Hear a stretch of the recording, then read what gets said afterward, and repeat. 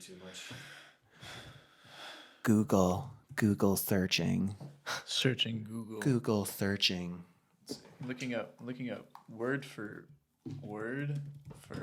money worship. Because there's a word for that. Oh, there's no internet. Oh, that's a good thing to set up first. Yep, you can get my internet. It's you're gonna laugh at the. You sound like literally like a podcast person. Really? Yes, with that voice. You're actually not gonna believe what the internet password is.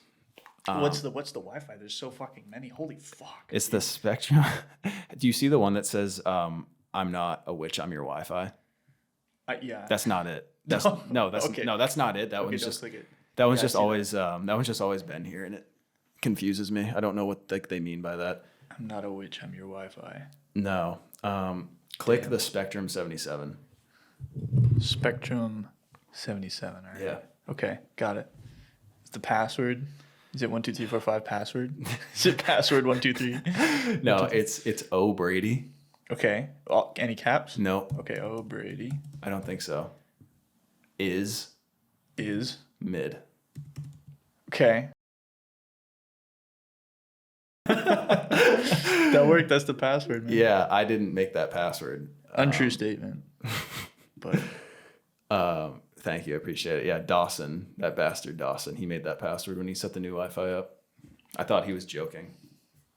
Wait, did that? No, that didn't work. That's not the password. no, it didn't. It just kicked me out as I was. Okay. I actually just remembered what the actual password is. Okay. What is it? It's O'Brady is mid. I'm not fucking around. I swear to God, that's the start of the password. Okay. But then O'Brady it's 999 999. Oh, Juice WRLD. is the end. Okay. Yeah, right. Yeah, 99. Okay, that seems to work. That should have worked. Yeah, 999 is Juice WRLD's philosophy. It's 666 is the devil's number, and well, here it is on a Reddit user states that meant taking whatever bad situation, whatever struggle you're going through, and turning it around. Flipping the negative into a positive, flipping 666 into 999. Right, it's the inverse. Yeah. It's the inverse of that number. I actually always wondered what that meant. Yeah. I never knew. He must have had it tatted on him. That's why I thought it was so funny when your roommate was like, "Yeah, I had a Juice WRLD playlist and there were 999 songs on it." Yeah, I think I was like, I feel like he's capping. He has to be capping. No, not well. That's so many I songs. I mean, if you know Juice WRLD, it's like Juice WRLD was just it was his I don't know, it was just what he did. He just made songs. Whether he was gonna release them or not, that's what he enjoyed doing. But Yeah, he reached a point where he could release a song and get tons of attention for it, but he could also just make one for himself if he wanted. Yep. And that's pretty awesome. Because I've had moments before where like I'm trying to think of a song and I'm like, yo, what's gonna get people listening? Like, what's gonna be really popular? Like, yo, is this the one that's gonna like get like a couple like 1,000 plays? it's just gonna be the next TikTok song. And then I'm just like, why don't you just focus on making something good and something you enjoy before you start trying to go viral? Like, maybe let's be realistic here. I mean, I think that's what a lot of modern day art is missing. Is it's like the personal aspect. It's like the creating it for yourself aspect. Like, there's just so much art out there that's meant to blow up. It's meant to go viral. It's built for that, and it's not built from a perspective of, well, I'm just going to do this for me, and it's going to be what it's going to be. And if it blows up because people resonate with it. But then it's also something that I enjoy as well, you know? Yeah, like you go on Instagram, you go on TikTok, there's so much shit that has blown up. You start to think that like your shit should blow up just because simply for the fact that you made it. But it's like a lot of those people probably had like one or two, maybe a handful of posts that actually got some views, and then they're just a normal person besides that. Just because they had a couple posts that blew up, that doesn't make them like some special influencer. You remember Chris Cook, right? Did you ever know Chris? Chris Cook, the Keen kid. Mm-hmm. Yeah, I knew Chris Cook. So he posts like hella tutorials on his Instagram now. He of just does. like Illustrator or Photoshop, like techniques, I've seen some of those, yeah. this and that. But he just decided to post one video of him at a water park. And he just goes around. He goes down this slide at the water park and it like shoots you into a big bowl of like water spinning around. And he just captioned it like, "These kids bet I couldn't do 3 rotations in the bowl." And it literally got 5 million views. Did he get 5 million? It blew up? Yeah, it's on his page. It has 5 million views. I mean, the fact of the matter, Brady, is that this kind of stuff, like things that blow up like that, a lot of the time it's just kind of random. Like there's really no rhyme or reason, at least that I can find. Maybe there is like a certain type of thing that you should try to hit with your artwork for it to blow up, or with your content that you put on social media. Chris is somebody that uploads quite frequently, right? He uploads a lot. Yeah, usually at least a couple reels a week of just tips and tricks on design. Yeah. So he's I'll use the metaphor. He's buying like a lot of lottery tickets, and finally he's won something. But the majority of the time, I mean, a lot of those videos they're great and they're very informative, but they don't have that element that, for whatever reason, or maybe the algorithm just picks it and it just blows up because of that somehow. But yeah, I don't know. It's a mystery. Weird shit blows up. Yeah, no, like let's compare the content he posts. 99.9% of it is things that like would be considered helpful. Like it's teaching people. People are learning from it. And then the one thing he posts that's just a brain rot blows up because it reels you in, because it catches you with like the gimmick. It makes you need to watch till the end. The caption, like, "They bet I couldn't do 3 laps around this." You're like, fuck, I got to see if this guy does 3. Can this guy get around 3 this laps, 3 times? Yeah. It's got that element that draws you in. I have not seen this video. No? Here, well, I'll pull it up right now. He posts a tutorial at least once every like 3 days. Yeah. This one. He does it in hopes of it's right in the blowing middle. up, I think. Here, it's right in the middle. What? Yeah, my new girl got that booty. Yeah. That my new girl up at Gucci. Yeah. What? That my new girl up at Gucci. So I know you guys can't see the video. Maybe I'll throw the video up in the podcast, but like it's just him going around this water park like ride. Wait, so how many does he do? 1.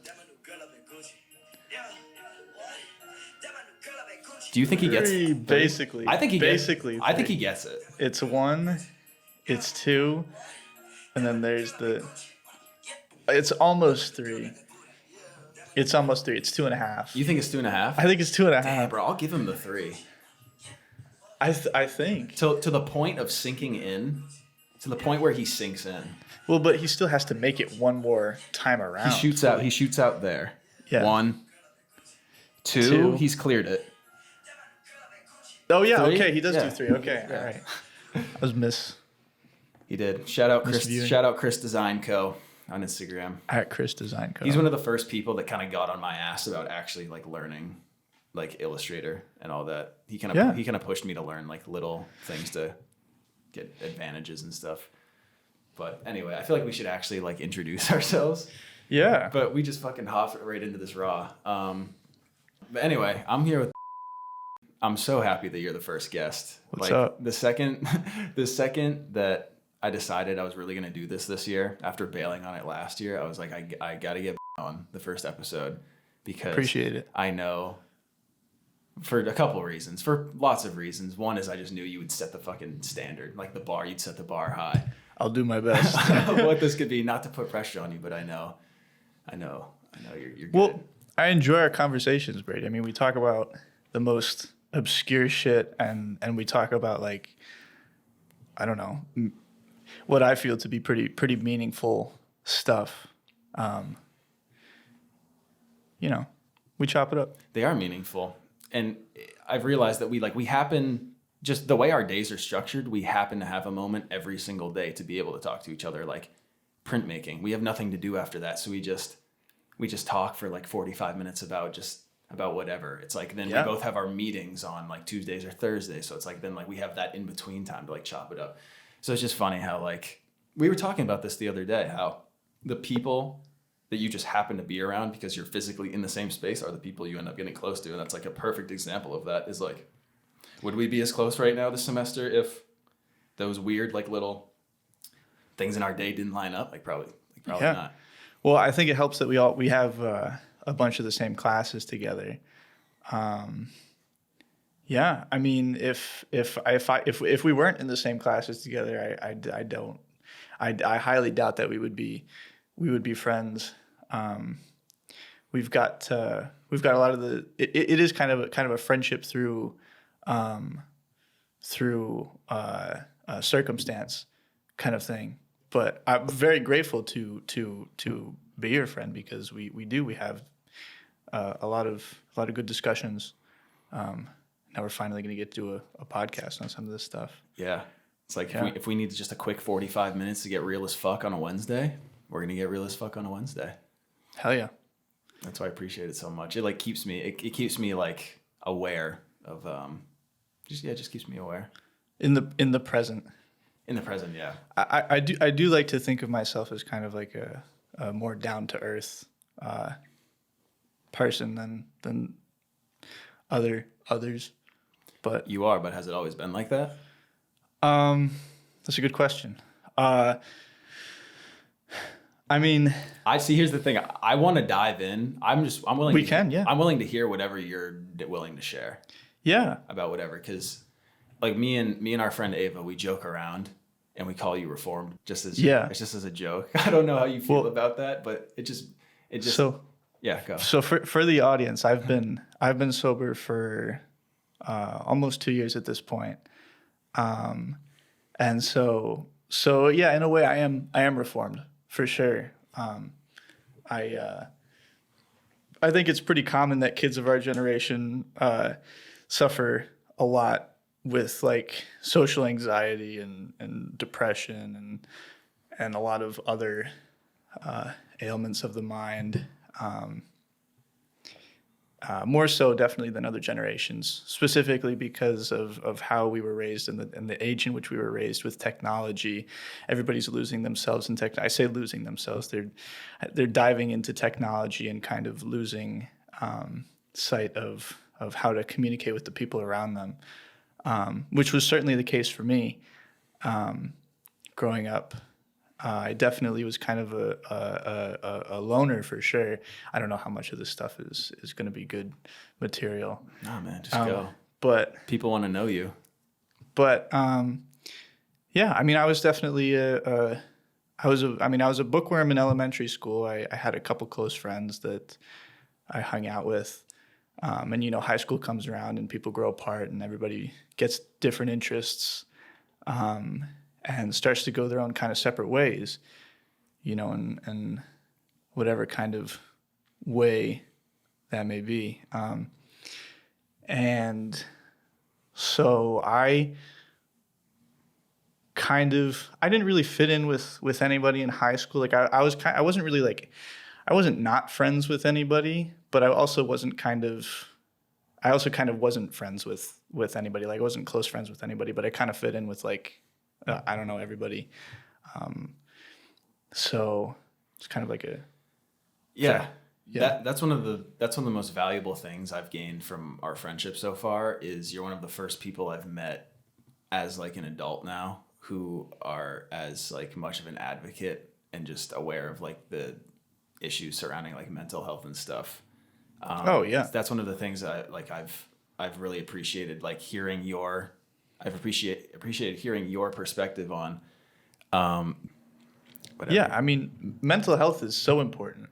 I mean, especially like for me, I mean, mental health is everything. I think for most people, mental health is everything. Like if you're not doing well, you're not going to be doing well. And if you're not doing well mentally, you're not going to be doing well in any other area of your life, most likely. Or other areas are at least going to be suffering. You might be able to like mask it kind of if you're not doing well. But, I feel fortunate to have found the willpower to start sifting through my mind and kind of figuring out what's not helpful, and like going to therapy and has been really helpful. Yeah. Yeah. When did you start going to therapy? Same time I got sober. It was that same week, actually. I'm not going to go too in depth with it. Yeah. But yeah, something happened, and I just realized that if I kept going the route that I was going, that it was not going to be good. Specifically with drug usage. Yeah. That was a big issue for me. But it's the underlying issues that were the cause of my drug usage. It wasn't the drug usage that was the issue. But yeah, I went to, something happened, and I had a realization, an awakening, if you will, and I started going to therapy that same week. I signed up at it was actually at like a local rehabilitation clinic, drug rehabilitation clinic, and I don't think I've told you any of this stuff. No. So you're using drugs as like kind of a solution to just the underlying things that you had going on. Okay. I didn't want to deal with anything that wasn't anything that was too serious. It was a problem. But I went to it wasn't technically rehab, but it was through a one of those programs like that. And I went to therapy for the first 3 months. It was 3 days a week I had therapy.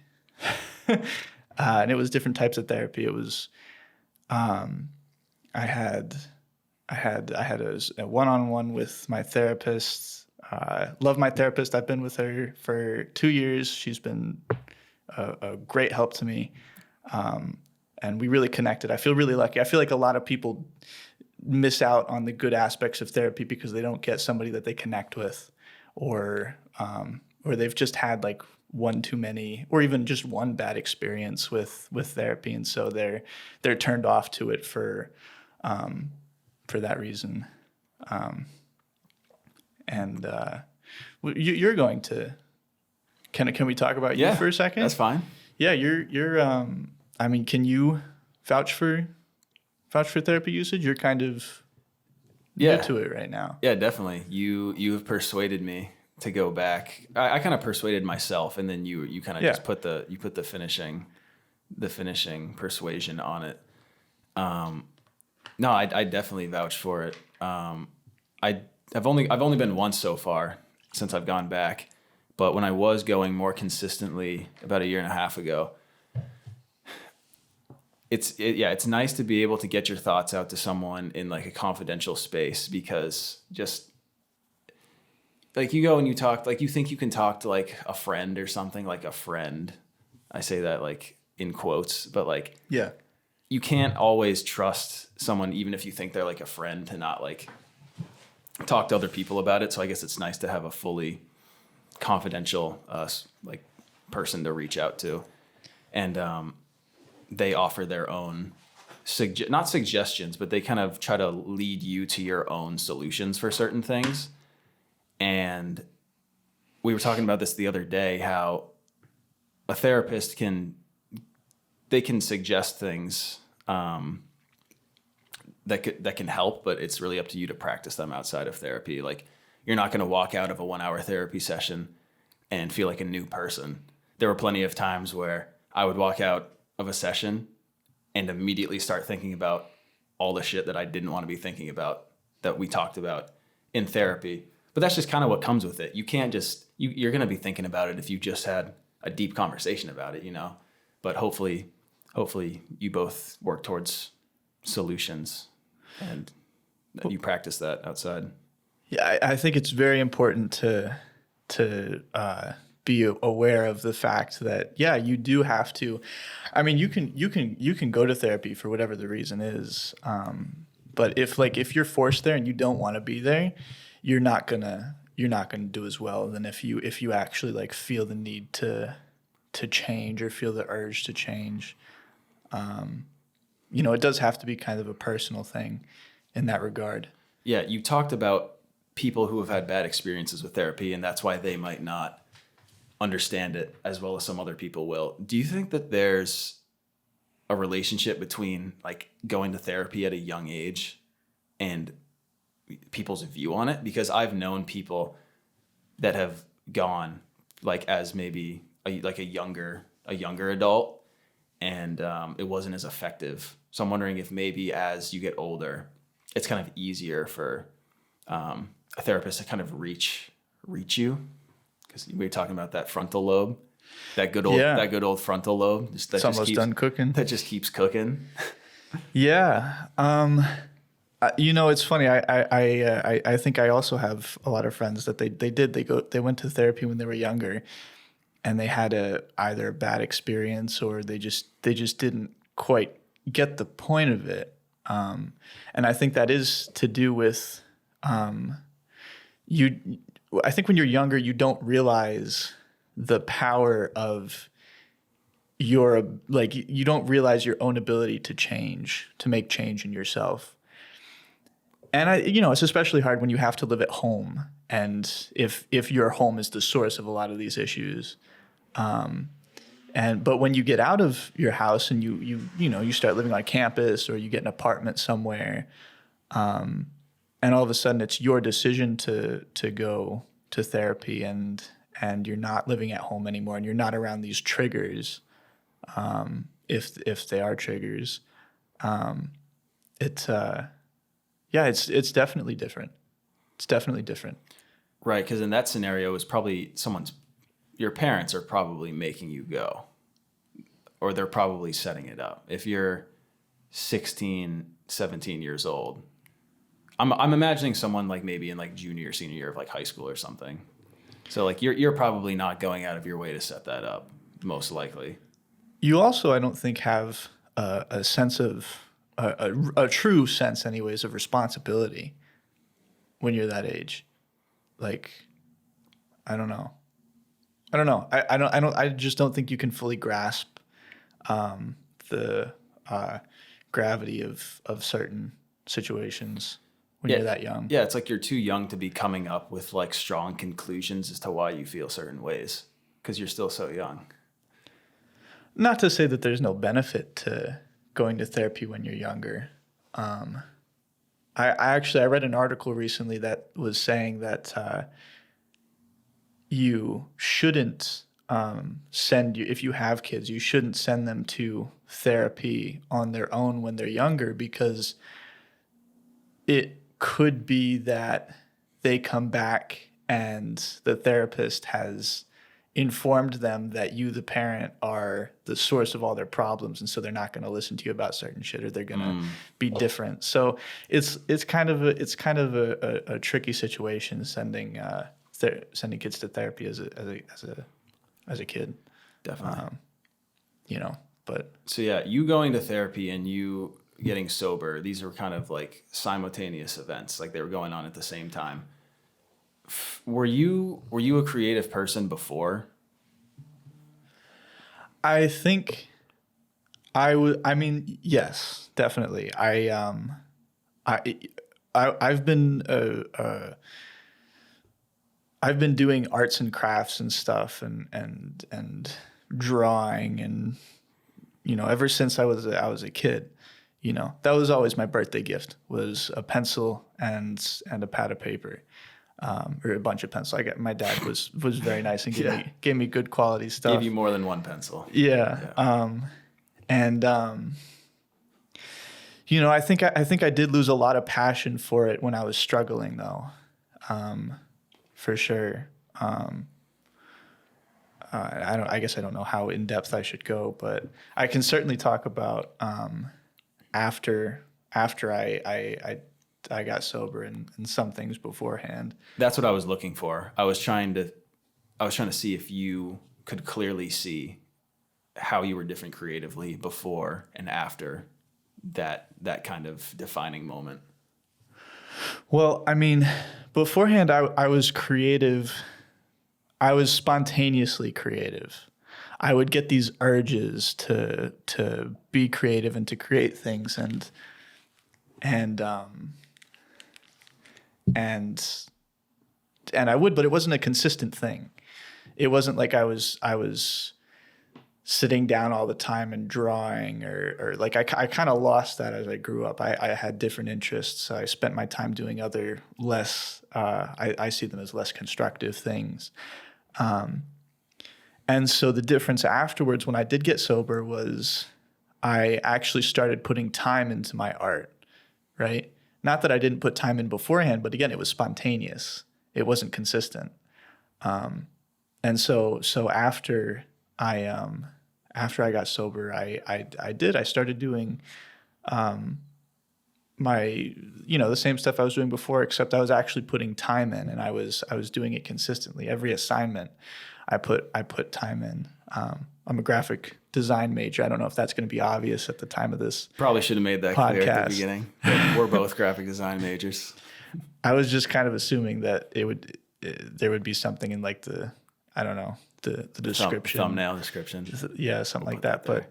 But yeah, you and me are both graphic design majors. And we've both taken very different paths, I think, to get to this degree. I just want to say, not to cut you off, but like I totally relate to what you're saying about it's impossible to be as locked into your work, especially artwork, if you're not in the right headspace. Because at the same time, when I was definitely at my lowest point, that was my poorest performance in all of my like artistic classes for sure. It's different because I was taking graphic design classes and just kind of like general gen ed classes just to get requirements out of the way. And those classes were so much, they were easier for me than the graphic design and art ones for some reason. It's like even when my head was cluttered, like those were easier than coming up with something creative. It's like pulling from your creative depths in you is like so much harder when you have all these external things you're so worried about. So you're saying that that these other classes were easier for you than the art classes? I think so, yeah. Yeah, I mean, probably exactly what you're saying is that they weren't asking as much from you, and so, like, I feel like a lot of these gen ed classes are not extracurriculars, electorates, Electives. Yeah. electorates. Yeah, these electives are like, I mean, that's what they are. They're electives. They're things that you take externally from the main program because you're interested in them. And sometimes you do find that you're more interested in the external class than the main class.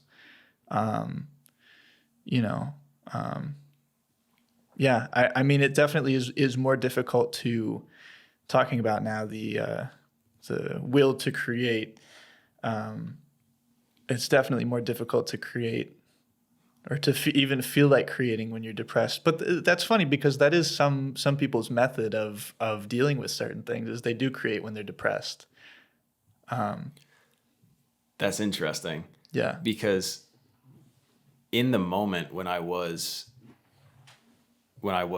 know if I'd call, I don't know if I was depressed or if I was just not focusing on the right things.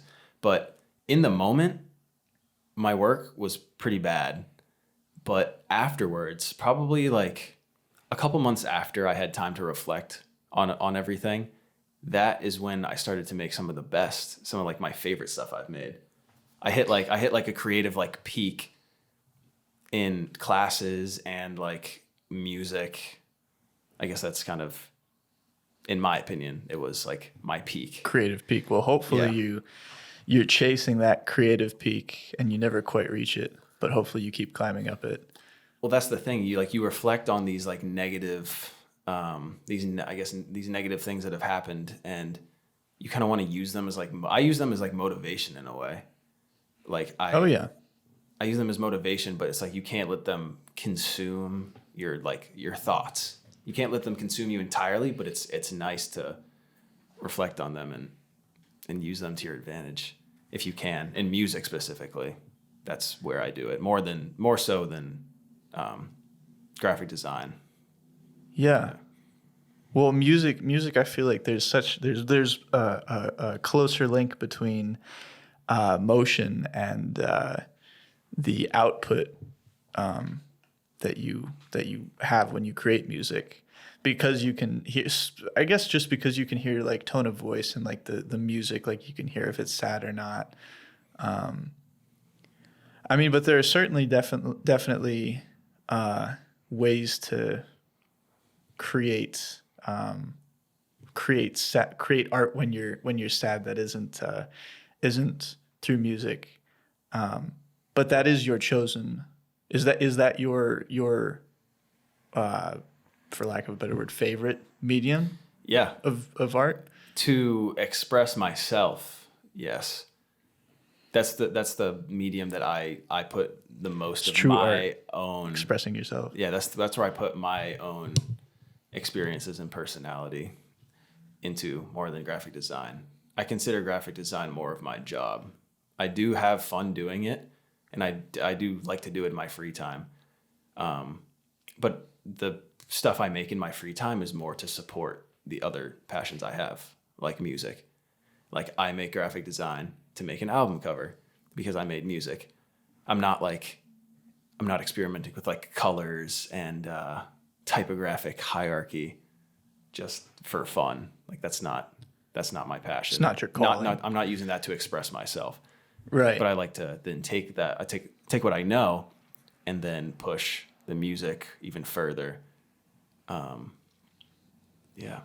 Yeah. I was going to say something, but I forgot. It's okay because I have a question about Okay. All right. just you've made noticeable changes in your character since even just last semester, like since we've come back. And like they might seem minor to some people, but I don't think they are. For one, you have a flip phone. You have a flip phone now. Yep.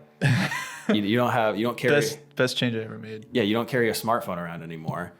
Two, we're gonna get to that, but two is you show up to class in khakis and a tucked in shirt With a belt. every day with a belt. Yeah, just those two things. Those are pretty Okay. noticeable. Yeah. Have you noticed a change in the type of music that you've listened to as well? Because the other day we were talking about how the type of music you listen to shapes your perspective on like the world in a way. So I'm wondering if like you also had like a musical transition as well. Because like me personally, I listen to a bunch of just thug music of shit that I can't even relate to. Yeah. I mean, I feel like that's pretty normal for kids our age. That's a very interesting question. Have I experienced a change in music taste? Because I know that you were a Juice World guy, you were like a Lil Uzi guy. I was. These like SoundCloud rappers that are kind of like drug use is a strong like they reference that a lot in their music. So I was wondering if that was a kind of a change that you might have seen after the turning point, we'll call it. Yeah. I mean, well, what I realized when I went sober was that everything that I did, everything that I surrounded myself with was shaping my personality and what I felt and what I was feeling on a daily basis. So yeah, I was listening to a lot of Juice WRLD, and a lot of really not good music to be listening to. Music I would even say I'm embarrassed to say that I used to listen to it, but it was a part of who I was back then, and it's just what I surrounded myself with. And what I realized it was like an awakening. When I decided I was going to get sober, I was like, I cannot listen to these sad, depressing songs. I can't, because it's not going to help me.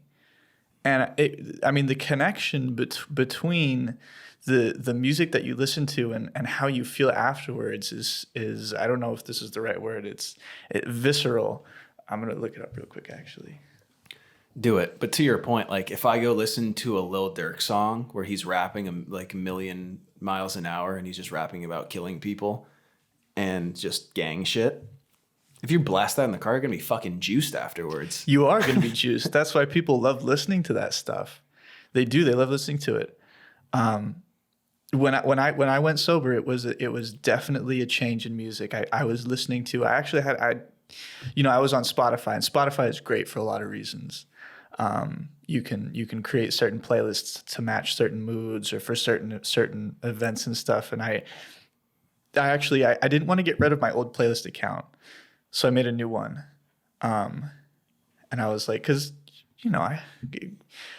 it's granted I have not gone back and listened to any of those sad songs really since then, but I wanted to remember it for a couple of reasons. But I made a new Spotify account and I started listening to fucking positive and uplifting shit. And I mean, I don't know. It changes how you, especially what I found was when I surrounded myself with this good music and positive music, and then I would try listening to a sad song. And it just made me sad.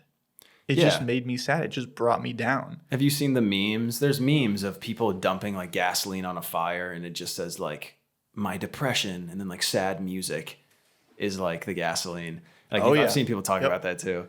It is. It's kind of true. It is true. It's so important to think about the media that we consume and control it. I mean, certainly feel the feelings that you're feeling. I don't not allow myself to listen to sad songs, but I try to keep in mind that if I'm going to listen to sad songs, it's probably going to make my sadness worse. Sometimes in the past, I don't listen to much music actually anymore. But when I was listening to a lot of music, I would allow myself to listen to a couple of sad songs if I was feeling down, and then I'd be like, all right, now time to put on some happy shit, and I fucking put on some happy shit, and I think allowing yourself the space to feel these feelings, but not letting them overwhelm you is so important. Yeah. It starts to dip into like the realm of spirituality, because everything? I've had classes before. I've had classes before where, well, you'll use like someone sick in the hospital as an example. If that person, like let's say that they have like a serious illness, if they have negative thoughts, and I'm not like, I don't know if this is, I can't remember if this is proven or not, but if you think positively when you're in a situation like that, it does actually increase your ability to get better. And instead of just thinking like, oh, I'm like, why did this happen to me? Like this, I'm never going to get better. If you think thoughts that trend in the right direction of getting better, and it gives your body hope. Yeah, doing things like listening to like good music, or like making maybe making like just a simple painting that like you're kind of happy with, something like that. That's it kind of relates. Oh yeah. Yeah, I've heard that same bit of information. I think it was actually during a resiliency and wellness resiliency for well-being class. That's the same class. I was going to say that sounds so similar to so it was that exact same bit of information then. Yeah. I think people forget how viscerally, I'll use that word again, how viscerally in tune our body, how connected our mind and body are. And I think people tend to see them as two different things. And so when you're feeling lethargic, it could be that you didn't eat enough, but it also could be that you've got some shit on your mind and your body's just like, I don't want to do anything today. It's too much. It's depressing. So yeah, I mean, definitely staying positive. I think depression is I mean, we all know depression is a killer. But it's not just suicide. It's your being sad is like equivalent to smoking cigarettes, like chronic sadness anyways is like that.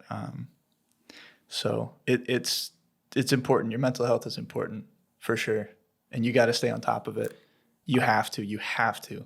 I don't think I was ever actually depressed. I think I just had no self-respect. Therefore, I wouldn't do anything that makes anything that makes me happy.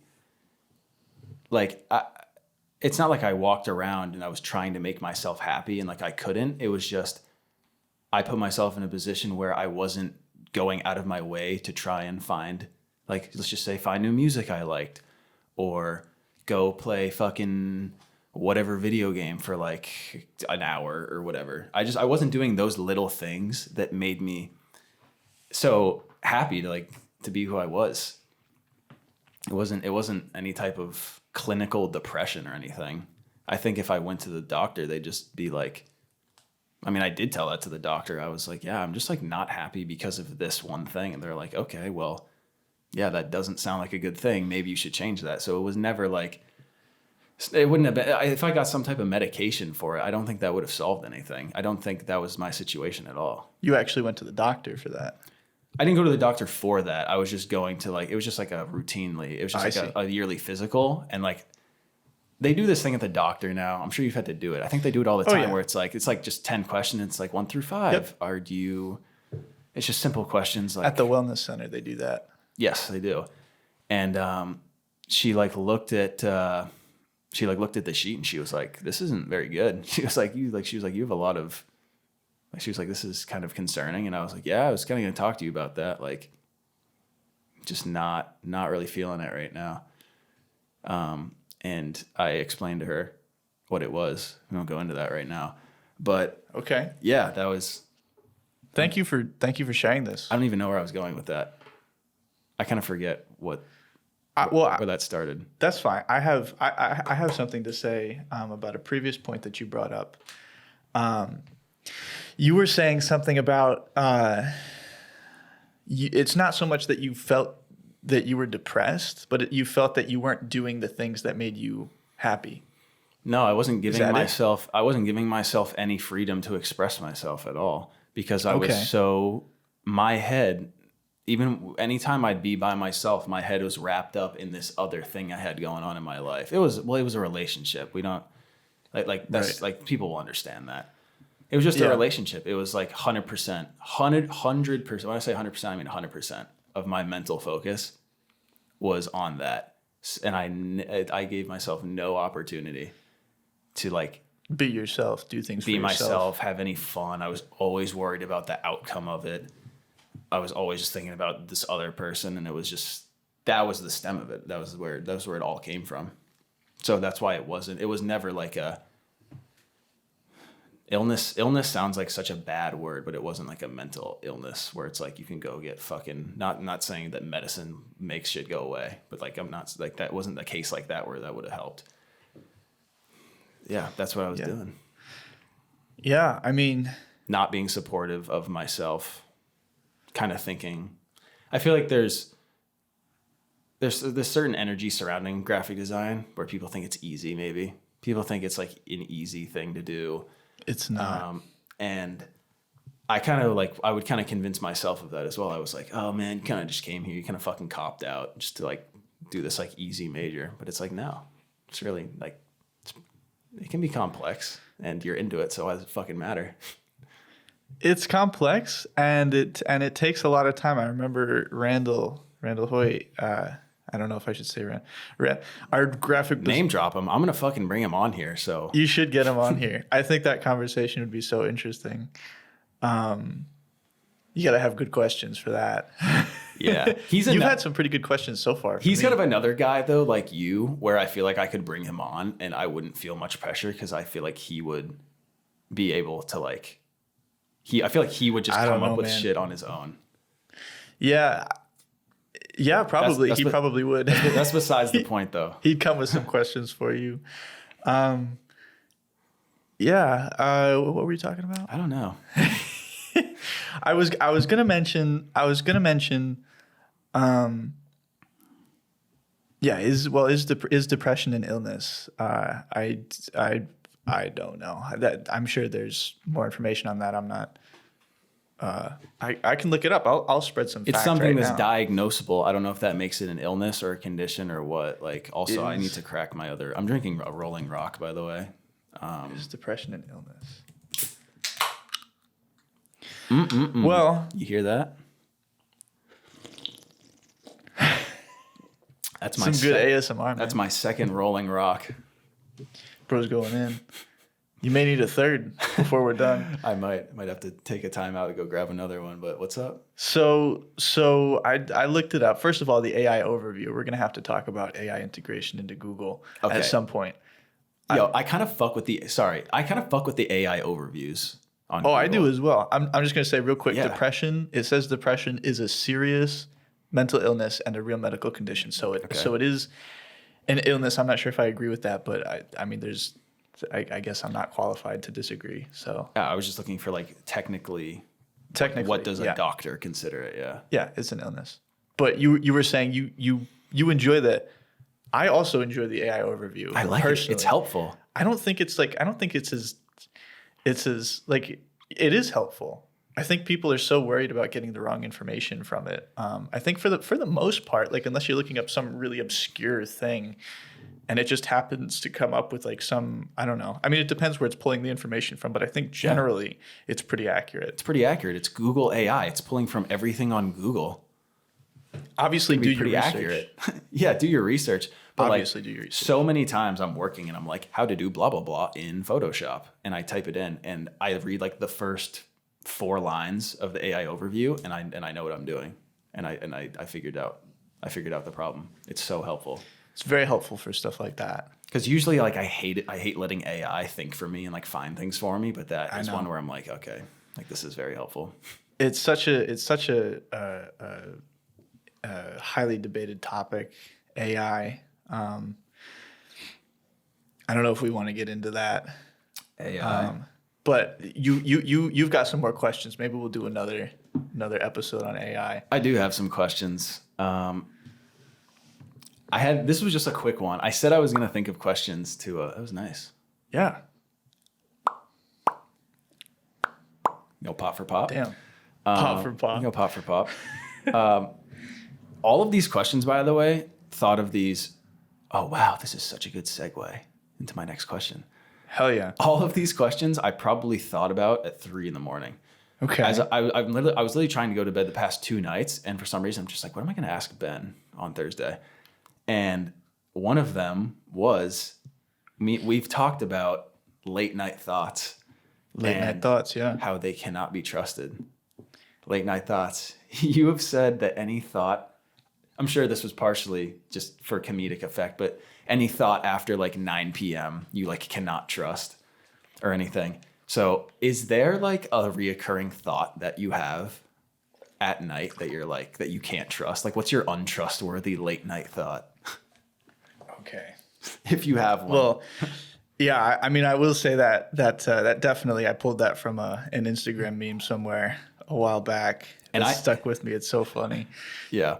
I have an embarrassing answer of my own, by the way. So like, Okay. yeah. If I'm saying if it's stupid, like, just We'll go go. for it. We'll go answer for answer. Yeah. Mine's so dumb. It's so fucking stupid. Oh gosh. I mean, mine just, I just get so if I'm generally nowadays, I feel like I don't stay up long enough for these thoughts to be as consistent and take as much of a hold on me as they have in the past. So it's in very few scenarios now that I get like thoughts where I'm like, damn, if it were the daytime, I'd be thinking about this way differently. Yeah. If you were thinking about it in the daytime, you'd be like, dude, what the fuck are you thinking? You know, like why are you even why are you even upset about that? Yeah. Why are you even thinking about that? I mean, it mainly just, I don't know if there's anything specific. It's mainly just like, for me, it's just stuff that I did during the day that all of a sudden now I'm overthinking because there's no external stimulation because everything is dark outside and I feel like I'm the only you know, my presence is all of a sudden taking up so much more space in the space that I live in. So I just overthink myself and what I've done. That makes me sound like I murdered somebody. But it's just like, you know, shit that I did during the day. But was that a dog? That was a dog, yeah. You guys got a dog? My roommate's dog is here. We don't have a dog. I think his mom, this is my best friend, his mom and sister and dog are coming. So Okay. I guess they're here now. Okay, It's a nice dog. It's a golden retriever. His name is Oakley. She's Love nice. golden retrievers. It's a great dog name. Yeah, we can say hi after this. Yeah, for It'll sure. be nice to see a dog. I never get to see dogs anymore because like I got my 2 boys at home. I don't like here. It's like there's no dogs allowed and no one's gonna bring it. Exactly. I'm not gonna buy a fucking dog. No of my pets, own. bro. My parents wouldn't give me our dogs. They wouldn't trust me with them.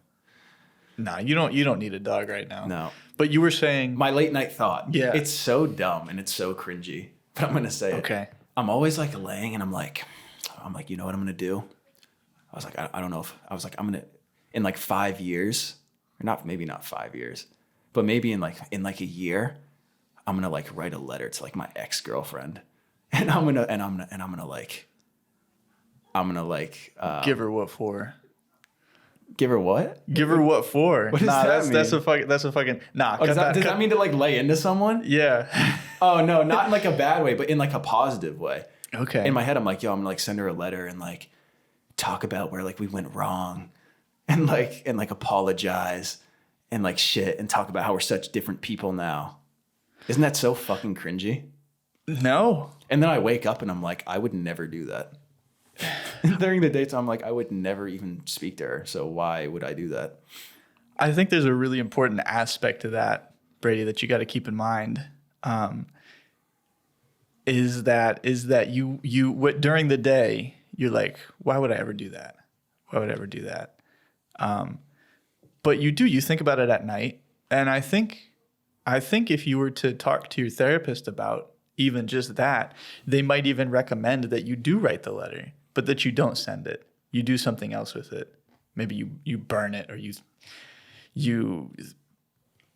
sometimes just because sometimes just the act of writing out these feelings is a good thing, but we don't do these things because we know of what they would mean and what they would bring back into our lives. Scary emotions. Scary emotions.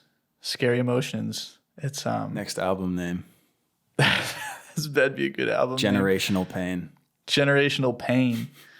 Damn. That was just a joke I had with my friend the other day. He posted some funny Snapchat story about all his like ex-girlfriends. And I was just like, all that generational pain, like made for this one funny Snapchat post. Damn, dude. It's just so dramatic saying you have generational pain. Is it just me, or would you agree that like people in maybe it's always been this way, I don't know. People in relationships nowadays, like young people, are finding it so hard to actually. No, I don't think I don't think it's just our generation, but I was going to say I feel like people are finding it so hard to actually I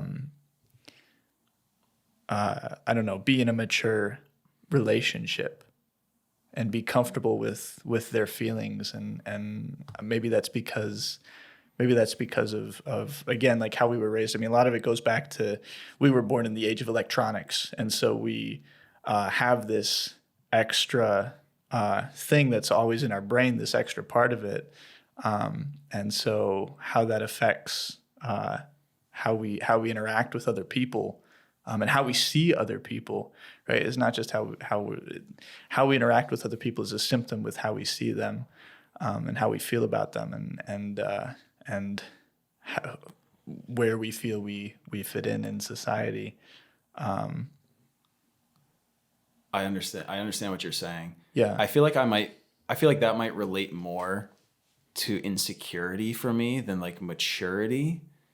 Think about like in the 80s, like if you like got like the hottest girlfriend in like the school or whatever, like you might have to just like, maybe you have to like beat a motherfucker up if he tries to like, slide up in that. Okay. But maybe you just got to beat up one motherfucker and then like everyone like realizes what's up. But it's like now, because like the social media thing, it's like if you're like significant others on social media and you see that maybe they get like hundreds of likes on like a post or something, it makes you feel like so many more people are like seeing them or something. You see where I'm going with this? It's like there's more eyes because like we're kind of like protective of like our significant others in a way. So it's like when you feel like so many people are like, this sounds so toxic, but this is actually how I used to think. Like when you see so many people like that think they're like appreciate them or whatever, it makes you like worried. Do you think that worsens this insecurity, or do you think that it desensitizes you to it? I think it probably makes it worse at first, and then you become desensitized. Yeah, probably. It's probably I've gotten used to it now, but when I was just a young idiot, that's kind of how I thought. I mean, I don't know how much I can say on this because I don't. You don't relate. Well, not that I can't. Yeah, I mean, I've never been in a relationship where that's been an issue, or even something that not even just an issue, just something that's existed. Like, I don't know. I think it also probably helps that I'm not on social media as much. I try not to take social media to heart. It's not important. It's not important. It's so unimportant. Like it I don't know. It's I don't mean to put down people that use it or make it their life. I just personally feel that what's going on social media is so much less important than what's going on in outside of that, everything else. I agree. So that could be a whole fucking episode. Social media. Dissecting social media. It could. That could be a whole episode in its own. There's so many questions surrounding social media, so many things to talk about: the algorithm, how it affects your brain, obviously, in what ways it affects your brain. Why is it so addictive? I just realized this yesterday. Some people, I would say people definitely use social media during a time when they would probably be relaxing, or like you go through your day. Ideally, you have classes and stuff. You get home, like you're going to take a little break. You're just going to chill. And I think a lot of people go on social media, but I think going on social media is a terrible way to relax. I think it's a terrible way to relax. You're just probably pumping your brain full of just memes and just literally brain rot. It sounds cringy to use that term, but it's real now, and it's perfect. It's the perfect word to use to describe it. It's like that is not relaxing. I've seen people do it. They get home after a long day, they go on Instagram, TikTok for hours. It's such a terrible way to relax. Don't do that. If you're out there and you do that, do not do that. Find anything else. Read, draw something, go fucking run laps around your house, go play, I don't know, just do anything besides that. You go through your day and you already are so stimulated. Like don't go home and keep doing that.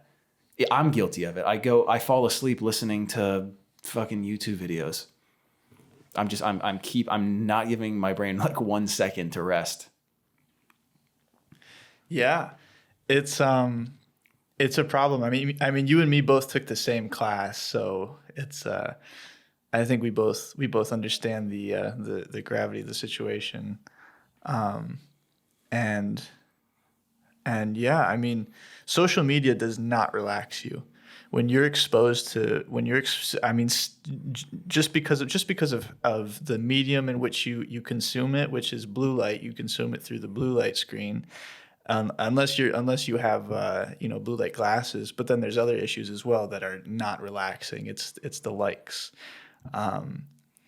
Your brain, when you get a like, releases cortisol. I'm sorry, I don't know why that made me laugh. When you get a like, What's up? I don't know. It's just funny. Describing what getting a like is and does. It's just funny, but go. I'm sorry. Yeah.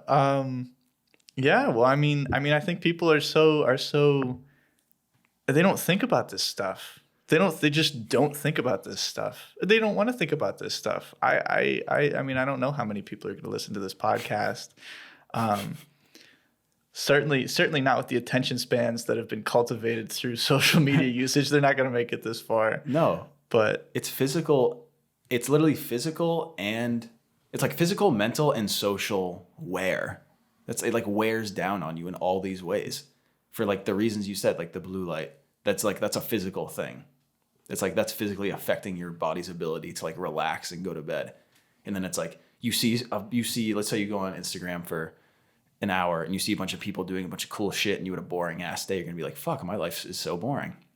You're like, well, how are all these people doing? I do that. I'm like, how the fuck is this person doing this on a Tuesday? He's writing something down. well, no, I can speak on it. I was going to write it down in case I forgot, but I'll just say it right now. What you see on Instagram, to your point, Brady, how is this guy doing this on a Tuesday? To your point, people only post, for the most part, people only post the best parts of their life, right? Unless you got like a Finsta or whatever. Yeah, like a spam thing where you just spam kind of thing. drop everything. Which is terrible for other reasons. But They're so entertaining, though. they're very entertaining. I love looking at my roommates. My roommates is great. Yeah, they're funny. It's. I think there's a lot of good ways to use Instagram. You keep up with your friends, your family, people that you don't see all that often. I think the concept of it is great. I think it's not in a place right now where it's conducive to a healthy mind. It's just not conducive to a healthy mind. It's not gonna help your mental health in any which way. It's not gonna help you relax. You might feel like you're relaxing. You're really just disassociating. It's like when you read a book. Remember reading a book? Remember what that was like? It's like you lose yourself in the pages and you kind of forget, what's going on around you. It's like that. Except when you're reading a book, it's not brain rot. Unless you're reading like, I don't know, a brain rot book, but with books, it's like you're not being exposed to blue light, and it's not 3 seconds. It's not a 3-second book, and you don't flip to the next one immediately. I mean, there's pages that you got to turn, but it's a continued story. It keeps your attention. It teaches you to pay attention to something, which is the opposite of what Instagram and social media does. The exact opposite. Phones are so distracting too. They're so distracting. A book is not gonna fucking ding and say that your friend sent you a meme from yeah. dick fart underscore Exactly. dick fart underscore Exactly. whatever. Yeah, it's so distracting. It's a problem. I'll click through like I'll just keep rotating through like 5 different apps, just doing nothing. Yeah. I'm guilty of it. It'll be like Snapchat, Instagram, Fliff, Pokemon Go. It's not Like even... I don't even know. Just those. I rotate through them and I just do like I do micro activities. Micro activities, bro. I have that same problem. I don't even have a phone anymore, but because I'm a graphic designer, I have to have a computer. And when I'm on my computer, bro, I'll catch myself like going from my Outlook, even just something as simple as email, bro. Like I remember thinking, God, how the fuck can you be addicted to email, bro? But when you got nothing else, when you've removed yourself like I have, it's like all of a sudden email is interesting. You might get something new. Bro. That's hilarious. I'll go back between Gmail and Outlook, yeah. And it makes me feel, this whole social media discussion we're having, it makes me feel like I deserve something. What? It makes me feel like I deserve things because, like you said, people only post the most interesting parts of their life. So when you're strictly seeing super interesting things, it makes you feel like you deserve to live a life where like you get a ton of that shit. And like, let's say I see like an unrealistic, like tan and blonde fit model every day. I start to think that I should be married to let's cut this out. I start to feel like I should have a supermodel girlfriend because I just see a bunch of hot girls on Instagram. Honestly. I'm going to tell you right now, it totally distorts your this is a big reason why I stepped away from it. It distorts how you view reality and how you view certain things in your life. It really does. It just warps it. And I mean, a lot of stuff does that, but social media especially, just because of the aggressive nature of this program. Yeah, you see people. I mean, that's what an influencer is. It makes these people make it their life's goal or their career goal to make you want to be them. And then you lose track of like wanting to be yourself. I mean, it is. You're like you're chasing a lifestyle, dude. The people that like I look up to most on social media. I think it was last night. Yeah, it was last night, super late. I always say I'm not addicted to social media. I'm not, but I am more addicted than I think I am. Post after post after post, it was just a bunch of rappers. It was just a bunch of rappers doing luxurious shit. And in my head, like that's the lifestyle that I'm like working towards, which is probably very not true. It could happen. But it probably won't happen. But it's like those are the types of things that's all I'm looking at that makes me think like that's what life is. Yeah, I mean, the algorithm has figured you out, Brady. They know what's going to keep your attention. If a rapper that I love posted something 3 days ago, and some random person I followed on Instagram like 2 years ago posts something like 2 hours ago, Instagram is still going to show me this rapper's post first. Because it knows I like it more. That's so messed up. Did you know you can go on Instagram now and you can see which accounts they suggest to you the most from the ones you follow. You can see which one. You can go check which ones pop up more than others. And it wasn't anything I wasn't expecting. I looked at it. It was just all fucking rappers and my best friends and just hot girls. Yeah. So they've got me figured out. I mean, that's what it does. And even if before you weren't all that interested in all this stuff, there was still like it just kind of what am I trying to say here?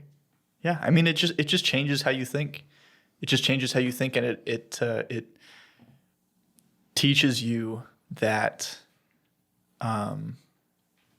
teaches your brain that this is what you should be looking at, and it's I don't know. It's actually kind of messed up. There should be like laws around this stuff, like because of how powerful these programs are. They tried to ban TikTok, not for that reason. I heard they did. I've heard from two sources: the one that they banned TikTok, and the other that it's gonna happen. They didn't ban TikTok. Yeah, and then the other was that it didn't happen. They're never gonna ban TikTok. Yeah, they tried to ban it because they said it was like spyware, Chinese stealing like your information. When in reality, which I don't doubt. No, but I know there's been talks. It was funny. Right before we started this, we said like if you talk about politics, you like ruin like the function or whatever. Not talking politics, but I swear there's been talks before about like whether or not it should be banned because of like how it portrays like just like the youth, like underage girls think that they should go on and like do a bunch of like scandalous shit because they see like other like that's like how they're being like that's the impression that's being placed on them, you know. Protect their children. Right. Yeah, right. That's why it makes it dangerous for that reason. It's like it's putting like bad habits into people's heads. But some people would disagree with me. Some people would be like that's okay because you can go be like an OnlyFans star or something. I mean, I don't think that that's right, but I just think I mean, the second you're talking about, young kids being influenced by these kinds of, by what they're seeing on social media. I mean, that's so true. People are, I mean, these kids are born and they're given a phone and they're given unlimited access to the internet. And, I mean, that means a bunch of stuff, but, namely, they end up on social media and they end up, you know, thinking that. I mean, it's really kind of like I'm so aware of myself and how I was influenced by social media, and I didn't even have it for that long. I can't even imagine what it's going to be like for these kids that grow up and their first memory is fucking Instagram or some fucking shit like that, Right? dude. Like go ahead. It was different for us. We kind of got to watch it grow up in a way. We got to watch the explosion. Like, I know it was a thing before us, but it was like very like primitive. Like, we got to watch the explosion. So it's like almost kind of nostalgic for us in a way. It's not even going to be nostalgic for these kids, because like you said, they're gonna, dude, I got a bunch of little cousins. They all have like, how old is I know one of them has a phone, and he's probably a little bit younger than I was when I first got my phone. Even I feel like I think I got my phone in like 5th grade. It was like 6th grade, maybe 6th grade. When did you get your first phone? I got a phone. I got my first computer in 5th grade. I got my first laptop. Before that, I had a DS. I got my first phone. It was around the same time, I think, maybe in 6th or 7th grade, somewhere around there. Okay, I think that's when a lot of people started to get a phone. Yeah. My mom says that the reason that her and my dad got me my first phone was because I'd like stay after school for something. Oh, fuck, what was it? Yeah, I had like stay after school, and the teachers were just like, oh, well, they can, like, Brady can just call you or something when like he needs to get picked up like on his phone. And they were like, what? They're like, Brady doesn't have a phone. Like, he doesn't have a phone. So like, they're like, wow, like teacher, like, dude, if a teacher in my middle school in like 2015, 14 was like expecting me to have a cell phone, like, why wouldn't kids just keep getting phones younger and younger? Exactly. And then and then you go to school and they say you can't bring your phone out in class. Yeah. Like, come on, can we make up our fucking minds? I mean, I think there's good ways to introduce kids. As it stands right now, I mean, I'm sure the technology is going to keep evolving and whatever is going to happen with that is going to happen. But right this second, there are good ways to introduce kids to phones and to electronics. I think getting them an iPhone for their first electronic is probably a bad idea. I would say if like in your situation, what did you got like an iPod or something probably? I had Wi-Fi calling. I had an iPhone. Yeah, in 6th grade, I got an iPhone. But before then, I had an iPod and iPad for years. I had already been using iPads for probably at least 3 years, probably more, probably 4. So it's like I already just had full access. You were an iPad kid. I was an iPad kid. I was. Yeah. I was. A lot of people were. I watched YouTube on that thing all the fucking time. I spent so much time watching YouTube. Yeah. It's scary. I mean, I'll tell you what, you can't even feel bad about it. All you could do is look back and be like, I'm going to do things differently. Or maybe you find no fault with it. I don't think I would be as interested as I am in like making content though. If I hadn't watched all of that YouTube. And it sounds like we don't want everyone to think that they can be a social media presence. And by no means do I think I will be or am at all, because this is literally the first episode of this podcast, you know. We're just kicking it off. We're just but it's like even just my interest wouldn't even be there. It's more of just like more of a hobby for me. Yeah, I mean it certainly shapes how I mean, again, that comes down to it shapes what we grow up thinking we should be, and how we grow up and how we think about the world and I mean, who didn't as a kid want to be a YouTuber, right? I think You're lying if everybody you said wanted you to be a didn't. YouTuber. I wanted to be a Minecraft YouTuber, bro. That was my thing. I didn't even have Minecraft on my computer. I had Minecraft Lite on my iPhone 4 that my dad gave me. And my my friend, me and my friend, when we were kids, got this app that you could screen record, and we set about making a YouTube video, a Minecraft YouTube video, and it was like how to duplicate diamonds or something, right? Dude, I remember that. I Yeah. remember that fucking glitch. Yeah, from Minecraft Lite, Yes, or at least just Minecraft on like the phone version. where you could set it in the chest. Yes. Walk away a couple blocks, exit the phone, or exit the app, and then go back into it. Okay. Maybe it was a different one. Here was my There were glitch. probably a couple. You needed 2 accounts. I had an iPod and an iPad.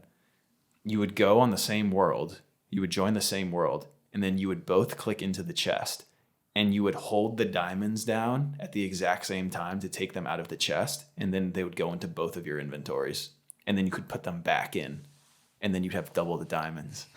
That's pretty funny. That's actually really Yeah. funny. Unlimited, anything you wanted. Yeah. Yeah. It was a different time. Different time. We weren't thinking about that, about all this, how it was affecting us. We were just living it. No. Certainly living more in the moment. I think kids nowadays, isn't it something like this next generation after us is literally lower in IQ? We are the last like generation that's been smarter than the last one.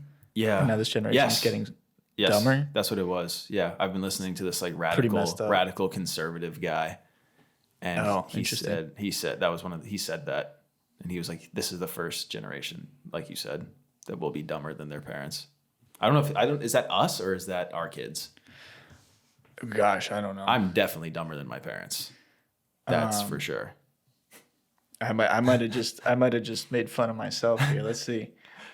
It's either I don't know if it is us, but I have no doubt in my mind that a 10-year-old now is way dumber than I am. I don't know. Generation Alpha is the working name for the newest generation still being born. Is Generation Alpha doomed? Is what comes up on Google. Is Generation Alpha dumber? Let's look that up. Well, I mean, I guess it stands to reason that Generation Alpha is dumber because they're children right now. Children tend to be dumb. Duh. They will be though. But then I think about it, like I was watching Smosh as a kid. Smosh at least is entertaining, bro. Have you heard of Skibbity Toilet? That shit's brain rot. It's just brain rot. These kids are being exposed to the most quickest abstract humor, fucking 1.25 second reel. These reels. You're right. It is quicker and it's more plentiful. But think about it. Like, it's just so dumb. is it different than going on Smosh? Were you a Smosh fan? That's YouTube, right? Yeah. I was like, The 2 guys. I mean, maybe like I watched a YouTuber too. Certainly wasn't the biggest YouTuber I watched. Okay, how about Annoying Orange? Annoying Orange, I'm more familiar with. Annoying Orange, I'm more familiar Dude, with. Annoying Orange was so dumb. You think Annoying Orange made us any smarter than Skibbity Toilet? Was this you? No, it was Aiden I was having this conversation with. He was comparing. Well, yeah. I mean, I don't know if it's certainly more creative than Skibbity Toilet. What the fuck is Skibbity Toilet, dude? At least with Annoying Orange, it's like you've got these fruit characters that have mouths and they're talking about they're going on adventures. Skibbity Toilet is just this fucking head that comes out of a fucking toilet and just fucking spins around. Totally fair. I mean, am I wrong? Annoying Orange has plot It's got plot and characters. It's got plot. It's not as random. It's not as predatory on stimulation. Like it's not fucking stimulating you as fucking hard. It's almost like taking fentanyl as opposed to taking heroin. Like Annoying Orange was pretty bad, but it's not fucking Skibbity Toilet bad. I don't know. That wasn't Skibbity Toilet bad. It wasn't Skibbity Toilet bad. Yeah. I mean, I don't know. I think Ava or something. Someone in class the other day was saying like SpongeBob actually made you dumber. I was the one that said that. You said that. It doesn't make you. I didn't say that though. I said SpongeBob, SpongeBob the show. I'm probably gonna get a lot of hate for this. Actually, I'm probably gonna get a lot of hate for this. I know there's a lot of SpongeBob fans out there, and I love and respect you. But SpongeBob, I gotta rip the Band-Aid off. SpongeBob destroyed your attention span with the quick cuts, the editing style. I mean, it basically was it was basically how social media does it now, like, but as a show. Like, it's just one quick thing happening after the next, and these cuts are so quick and so fast, and they're very entertaining, but it's granted, it's got plot. At least it's got plot, but Can we go on campus and put up a booth with a sign and it's just you debating people on if SpongeBob makes you dumber or not? oh well, I don't know. I mean, I can sit here and have a conversation. If you were sitting here and like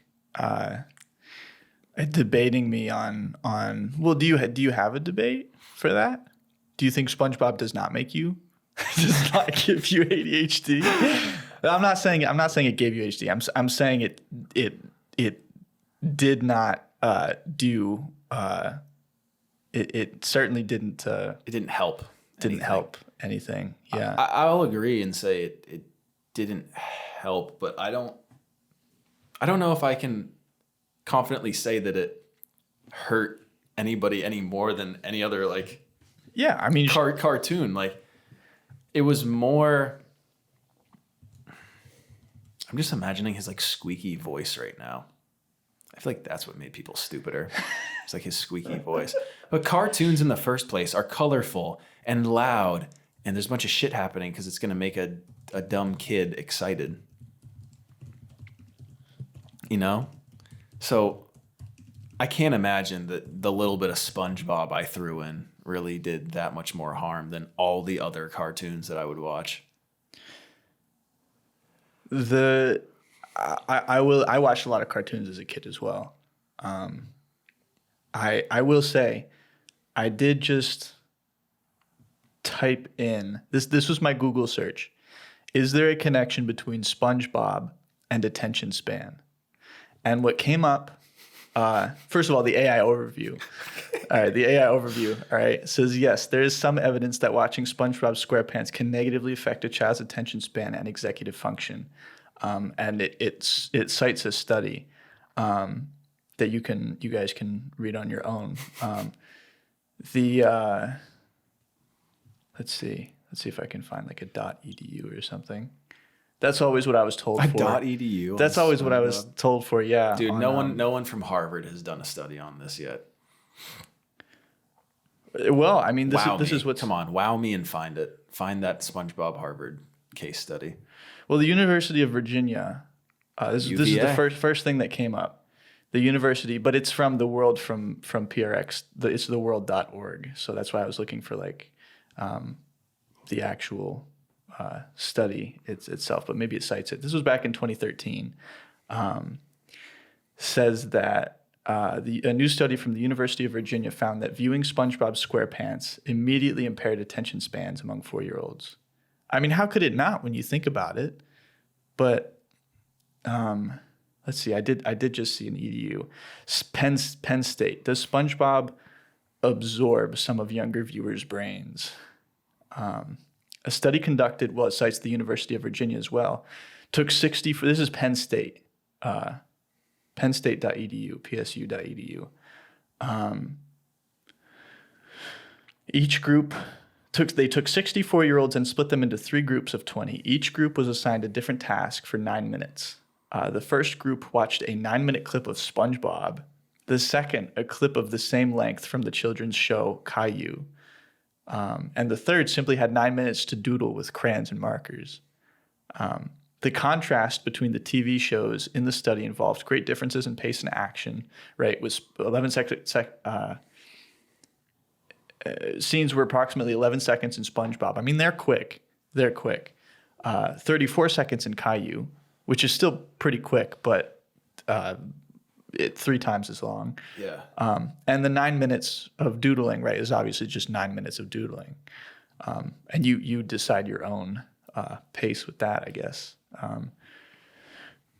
The results of the test. So then they were tested on their ability to, let's see, after 9 minutes were up, the 4-year-olds were given tasks that involved learning, such as doing the opposite action of what they're told to do.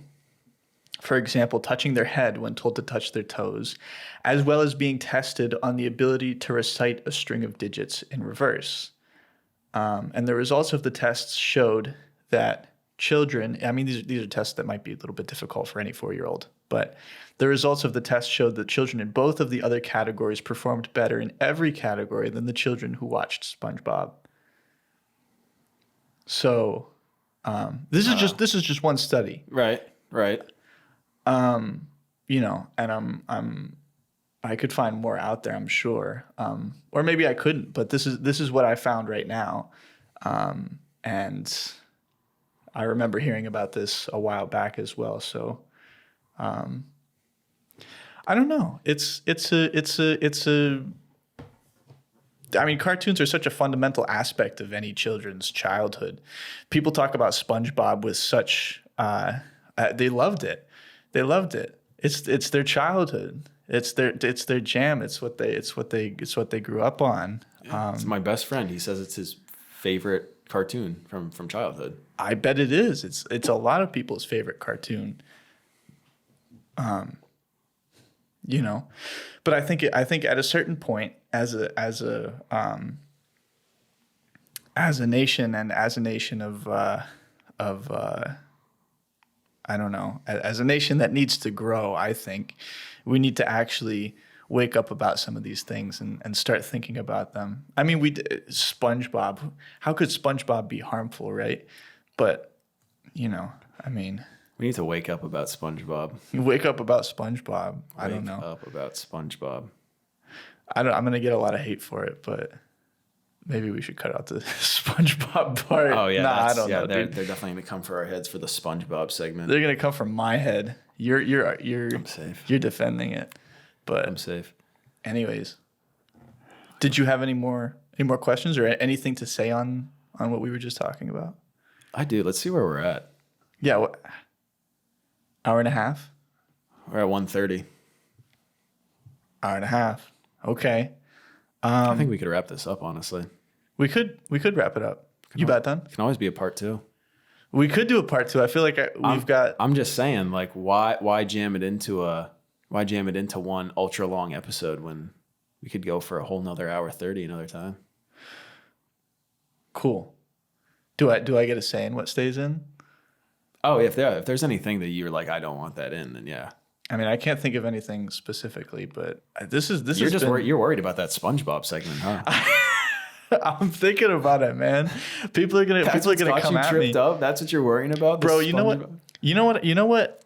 I saw a book the other day, and the title was "The Courage to Be Disliked." The courage to be disliked. I love it already. Right? I didn't read it. I just saw the title, and it really got me thinking. Though it was like, I mean, yeah, you don't have to be liked by everybody, right? You won't be. You can't be. I mean, yeah, when you think about it, you can't be. You're certainly not everybody's cup of tea, no matter how nice you might be. People are always going to find fucking reasons to be upset with you. Fucking SpongeBob or freaking, I don't know, maybe you're too kind and it fucking gets on the nerve of somebody or maybe you're not so kind and people don't like that either. And you might not even be aware of it. Like there's plenitude of reasons that you might not be liked. I think that's something I have to get over. But maybe that's a topic for another time. Yeah, I'm just overthinking. Unless you're covered in SpongeBob tattoos. I'm just overthinking. Which someone is. Funny. Someone is covered in SpongeBob tattoos. Somebody is, bro. They probably don't like us. Yeah. They got the SpongeBob tattoo instead of the mom tattoo on their arm. I just lift up my shirt. It's just fucking SpongeBob Patrick, whole scene there. But yeah. Any closing thoughts? Anything else you want to say? This is over. There was nothing before now, and there is nothing after. Stay in touch with the present. Yeah, thank you for having me, Brady. This has been more than I thought even that it was going to be. It's been fun. Thank you so much for coming on, man. This has been a great time. We had a full last day. You spilled buffalo sauce on your crotch. Just wanted to make that known. I did. Pulled up to the gallery, buffalo sauce on your crotch, but Still saw some awesome art. still came through Didn't for let the the podcast. buffalo sauce stop me. Nope. You still clutched up for the cast. Anyway, man. Hope y'all enjoyed. Thank you, bro. Take it, make it, moving like the Matrix. 10 bands up off weed, I'm spacing. New ass chain, fuck them cases. I don't even play games, I don't like to play tricks. Hold up while you tripping out at the ATM.